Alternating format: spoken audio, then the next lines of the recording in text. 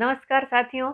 आज हम बात करेंगे उस महापुराण की जो न केवल सबसे विशाल है बल्कि शिव भक्ति, शक्ति और धर्म की अद्भुत गाथाओं से भरा हुआ है। जी हाँ, स्कंद पुराण। स्कंद पुराण 18 महापुराणों में सबसे बड़ा माना जाता है। इसका संबंध भगवान शिव के पुत्र स्कंद, जिन्हें कार्तिकेय, मुरुगन और षडानन भी कहा जाता है, से संबंध है।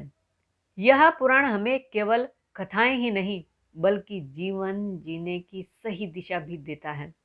कथा की शुरुआत होती है तारकासुर नामक असुर से, जिसने अपनी कठोर तपस्या से ब्रह्मा जी से वरदान प्राप्त कर लिया था कि उसे केवल शिव पुत्र ही मार सकेगा।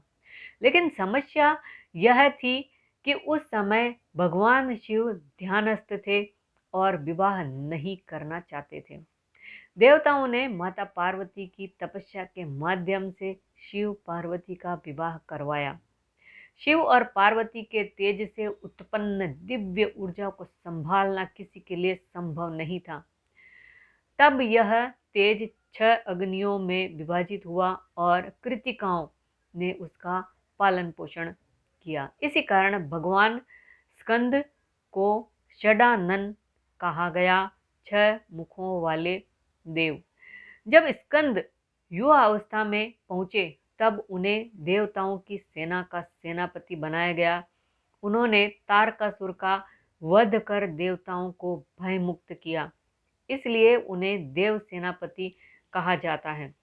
यह कथा हमें सिखाती है कि अधर्म कितना भी शक्तिशाली क्यों न हो, अंततः सत्य और धर्म की ही विजय होती है। स्कंद पुराण केवल युद्ध कथा नहीं है, इसमें शिव भक्ति, तीर्थ, महात्म्य और मानव जीवन के कर्तव्यों का विस्तृत वर्णन मिलता है।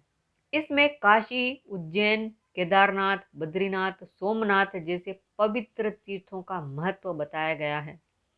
यह पुराण बताता है कि तीर्थ केवल स्थान नहीं बल्कि आचरण और आत्मशुद्धि का माध्यम है। इस पुराण में भक्त और भगवान के संबंध को अत्यंत सरल भाषा में समझाया गया है। यह कहा गया है कि सच्ची भक्ति दिखावे से नहीं बल्कि सेवा, संयम और सदाचार से जन्म लेती है। स्कंद पुराण का संदेश बहुत स्पष्ट है। जहाँ शिव है वहाँ शक्ति है, जहाँ शक्ति है वहाँ धर्म है, और जहाँ धर्म है वहीं विजय है। आज के जीवन में जब मनुष्य भ्रम, भय और तनाव से घिरा है, स्कंद पुराण हमें साहस, संयम और कर्तव्य की प्रेरणा देता है। इसी के साथ हर हर महादेव, जय स्कंद भगवान। अगर वीडियो पसंद आई हो तो लाइक और शेयर कर दीजिएगा। सब्सक्राइब करके बेल आइकन के बटन को दबाना बिल्कुल भी न भूलें। नमस्ते, जय हिंद।